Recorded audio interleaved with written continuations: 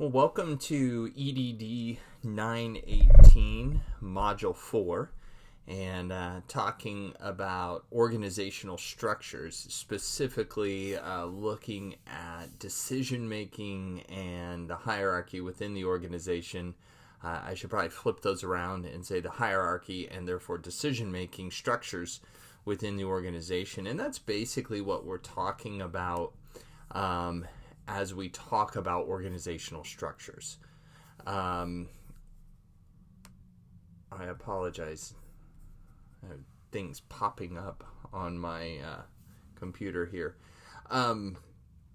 But as we think about the structure of organizations, for our purposes for this course, I'm not concerned as much about like workflow, if you will, but more the decision making and how are things accomplished within the organization. So that's what we're going to be talking about. So hopefully you have the slide deck there in front of you for this module, and hopefully you're keeping up with the course. And just as a reminder, you can feel free to reach out to me at any time through the contact information that I gave you in the syllabus, as well as Canvas. Canvas works too. You can email me there through the inbox or in the discussion forum there for the course.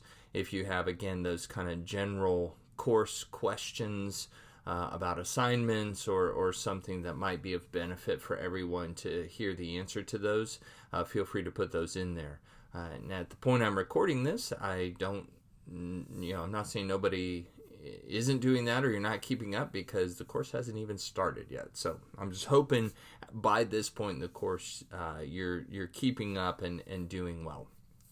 So let's dig into these, and just to kind of set the stage for you for this module, or in this lecture, we'll talk about some introductory thoughts and then structures and talk from a higher level about that. And then in lecture 2, really start talking about decision making and some of the aspects and characteristics of effective decisions and how all of that works. And then in lecture 3, talk about the ladder of inference, which in that one, that's more of a descriptive model of how we personally make decisions, and so some things to be aware of as you're engaging in decision making yourself. So organizational structures, but some introductory thoughts before we dig into those. The reason that I have subtitled this or have focused in on decision making and hierarchy is one could argue, one could say that decision making within an organization is often heavily influenced by the hierarchy within the organization. So how we make decisions often is influenced by what's our structure. And I'm doing the classic pyramid there. And so we need to know, as we're looking at both things, as we're looking at decision making and looking at the hierarchy, how do they go together? And we need to recognize that we are dealing with a continuum. And I think I said this in this class before. If I did, it bears repeating. If I didn't, I'll say it now. But I know I talked about how, you kind of have the flat organization, and then you have the strict hierarchy. And a lot of times what happens is we talk about that strict hierarchy. That's the old way of doing things, and flat. And really, there we go, pull my other hand in. Really, I want you to think of it as being on a continuum. You have the flat organizations at this end. You have the really strict hierarchies at this end. And the reality is most organizations fall somewhere in between the two. They may be closer to the flat. They may be closer to that strict hierarchy. But it's a continuum, and most organizations fall somewhere in between the two. Especially in the 90s. And moving into the early 2000s, everyone was moving towards being a flat organization. Most of the new startups that you saw, they were flat, right? You had one leader and then everybody else. And there's still a lot of them do this, get rid of all offices. Nobody should have an office. We're all in open workspaces. And I'm not knocking on that. I'm not saying that's a bad idea. But even within those organizations, what we've seen is those who went to a total flat have now shifted back. They've done some reorg. They've added at least a little bit of layers of management and hierarchy in there. And a lot of your strict hierarchies have flattened at least a little bit. And that's why I say most of them fall on a continuum. And the reason for that is, even in those very flat organizations, what many of them discovered was actually a little bit of hierarchy is a good thing. We kind of need some sort of structure because who do we go to for more decisions? Or you just have everybody making every decision, and that's not as productive. So, and then definitely your really strict hierarchies have seen value in, can we flatten things out a little bit? We've even seen this some at the higher ed college university level. Colleges, universities have traditionally been very hierarchical, and have often been very slow to change. Which, by the way, I'm going to digress a little bit. It's interesting to me how universities and colleges tend to be the seedbed of more revolutionary thought, change-oriented thought, whether that's in politics or organizations or, businesses or whatever, right? I mean, it just seems to be, yet they themselves are often some of the very slowest to change and resistant to change. It's just kind of humorous to me in an ironic way. But universities and colleges have tended to be very hierarchical, but even we've seen some doing away. A lot of schools have eliminated dean positions, or they've combined colleges, schools, and I don't mean an institution, but you have the College of Arts and Sciences and the College of whatever. They've combined those together, so you have one dean over what used to be 2 or 3 different schools or colleges. And then, you might have to add some division heads, but still they're flattening it down. And flattening doesn't mean you eliminate managerial positions per se. What it means is you're eliminating the number of management positions between the frontline worker and the top. And so we see a compression. That's what we mean by flattening. And so, we're seeing that happen. The third bullet point there is the organizational chart gives us some perspective on decision making. But often, that fourth point, there's more to decision making than what shows up on the org chart. And that's an important point. Because, if I walk into an organization and I say, show me your organizational chart, and they present it for me, and, you got president up here or CEO, and then it goes down from there. That can give me some insight into decision-making points or levels, right? But there's more to it than that, because if it's a more hierarchical org structure, I may assume that a lot of the decisions are made at the top and filtered down, but in reality, they may have empowered a lot of decision-making at these levels. Vice versa, if it's a flatter organizational structure, I might assume that there's a whole lot of empowered decision-making. That may not be the case.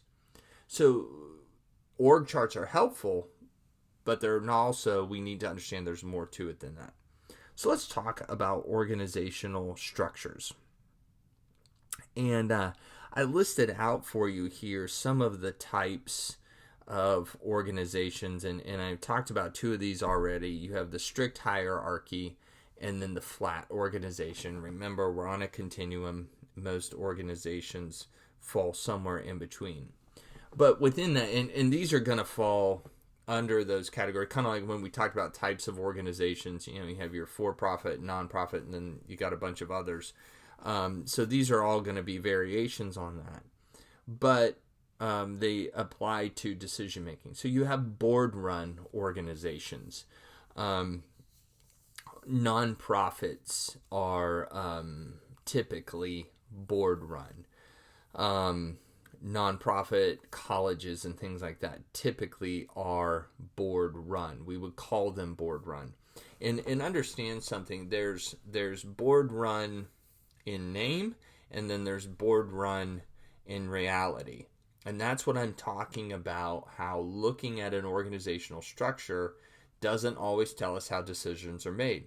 Because I have been part of organizations that are board run, but in reality, they are, the board is more of a rubber stamp body for whatever the president or whoever the leader is, what they want.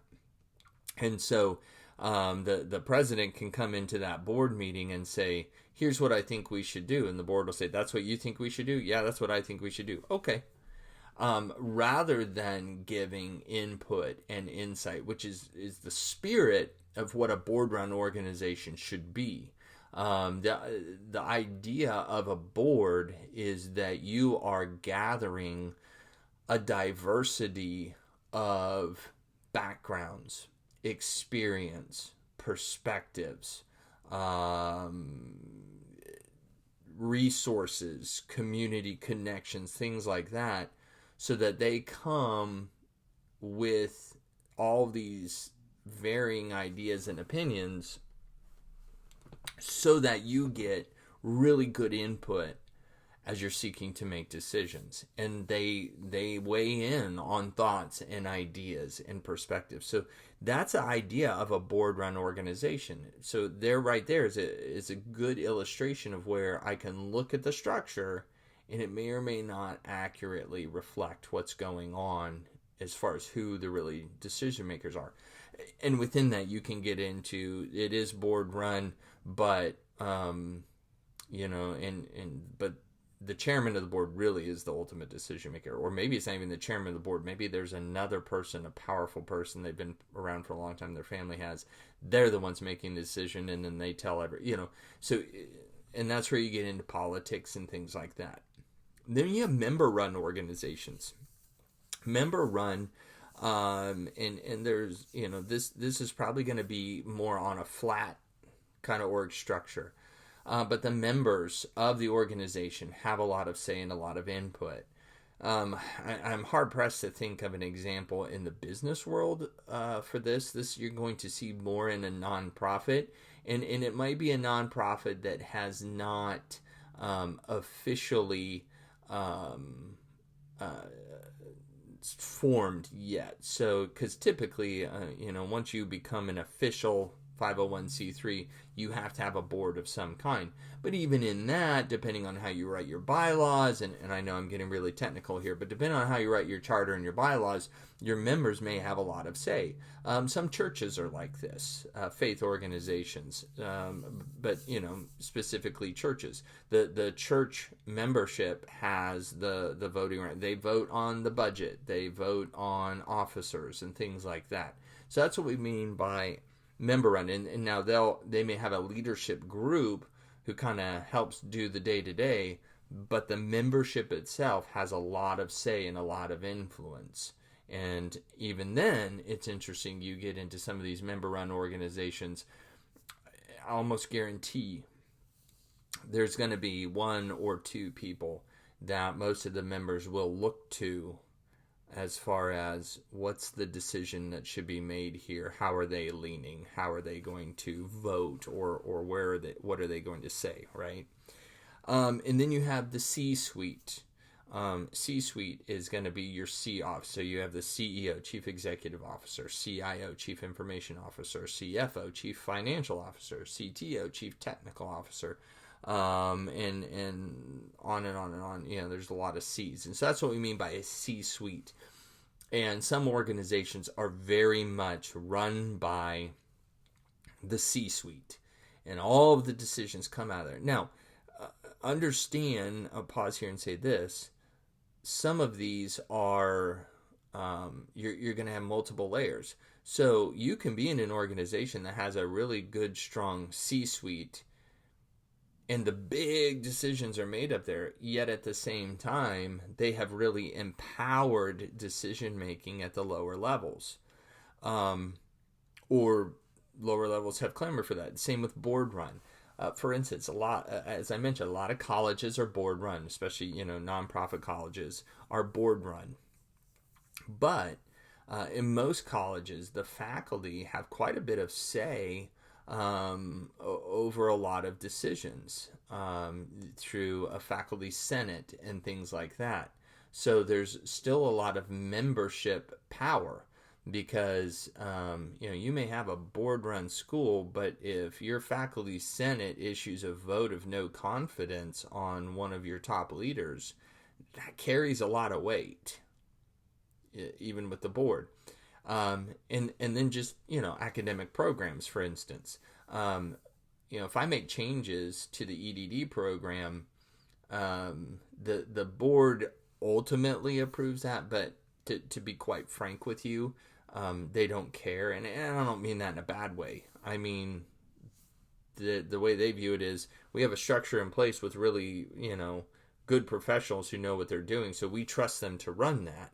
If I came in and I had some crazy idea, they might question it. But so they have ultimate approval, but that's where they do more rubber stamping. But you get into the big decision, should the college buy property, right? That's where the board's going to have a lot more input than I am. So this is how it balances out. And then you have the long shadow organization. What I mean by this is you see this a lot, and it could be in for-profit or non-profit, either one. We might typically see it more on the for-profit side, but this is where you have one person who they are the one probably who started the organization, nurtured it, raised it up from infancy, if you will, and now the time has come for them to hand the mantle of leadership onto someone else. Maybe they've decided to move on, or it's retirement, but they cast a long shadow over the organization. And there is still much consideration given to what would this individual think about this, or what if they're still alive and they're still around, they may actually still have a lot of power and influence even though they are officially formally out. And so it might be a situation where I think of Walt Disney. And Walt himself, he brought that organization up. And it's my understanding that for many years after his death, when decisions were made, there was still a lot of consideration of, what would Walt think about this? What would his opinion be on these things? And it seems like, I think that's probably dwindled down some just because the distance has grown further between Walt's passing and where the organization is, and they're doing fine. But that's an example where, well, what would Walt think about this? That's that long shadow, and that can really have an impact on decision making and things like that within the organization. Again, especially if that person's still around, and they cast a long shadow, and that's what we mean by that. And then you have family-run organizations, which are very interesting, and organizational and communication scholars have actually done research, fair amount of research on family-run organizations, just because it's an interesting dynamic. That can be fun to look at. At times it can be kind of sad. But you have the family-run organization, and this is where, as organizations grow, how are decisions made and who makes them? So, for instance, we have our formal structure, but really where the decisions are made are when the family gets together for family dinners. And does one child, if all the kids, if mom or dad, the matriarch or patriarch, are in charge of the organization, maybe both, I don't know, are in charge of the organization, and all of the kids are involved, which kid has more pull, by with them and things like that. That's what we mean by family run. So just a couple of real quick concluding ideas, and I'll wrap up this one. Is key ideas: the official structure in an organization, just be aware, is not always the real structure. That's what we mean by that. Decision making can and should happen at multiple levels within the organization. We hope it is, and we're going to talk more about that. And then remember, decision makers are not always obvious to us. Who the decision makers are, it's not always super clear.